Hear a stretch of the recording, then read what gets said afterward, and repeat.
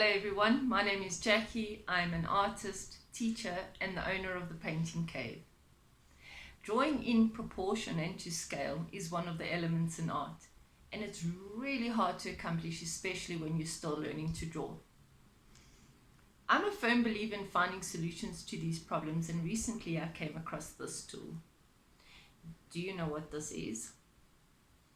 It's called a proportional divider. And what it does is it allows an artist to measure a subject and copy it accurately onto their surface.